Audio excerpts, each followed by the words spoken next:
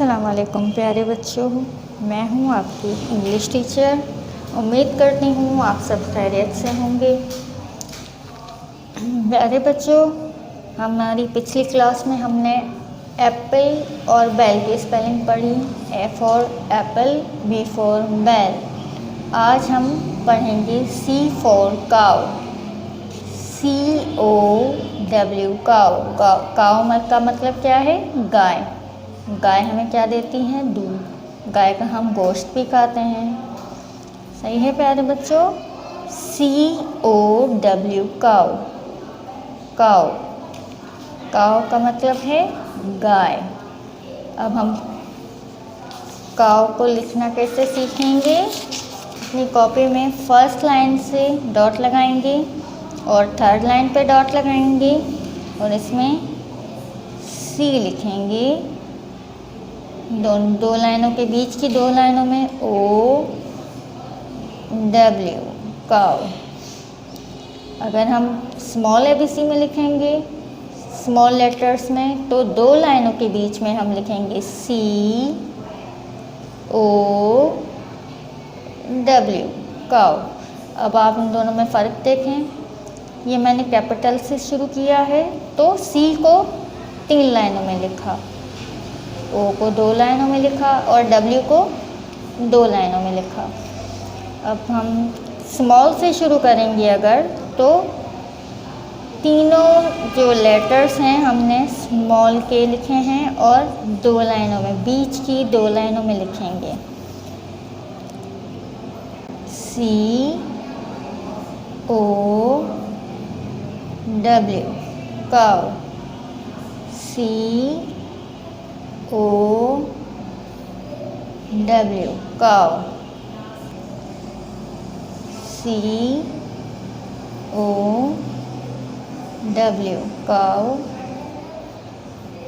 COW cow. Cow माने गाय। अब हम पढ़ेंगे D for door. A for apple, B for bell, C for cow, D for door. Door का मतलब है दरवाज़ा। जो हमारे क्लासरूम के दरवाजे हैं, रूम का दरवाज़ा होता है, उसको हम इंग्लिश में क्या कहते हैं? डोर। डोर को हम कैसे लिखेंगे? डोर की स्पेलिंग पहले पढ़ेंगे। DOOR door. DOOR door. DOOR door. अब हम D कैसे लिखेंगे? पहले हम कैपिटल वर्ड्स में लिखते हैं, ठीक है? 3 लाइनों में लिखेंगे D, बीच की 2 लाइनों में OOR डोर। यहाँ पर अगर हम स्मॉल में लिखें तो DOOR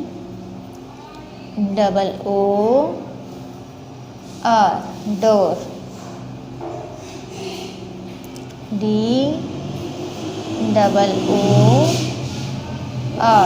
डोर। DOOR door. ठीक है प्यारे बच्चों। अब मैं आपको A से लेकर डोर तक की स्पेलिंग लिखकर दिखाती हूँ। APPLE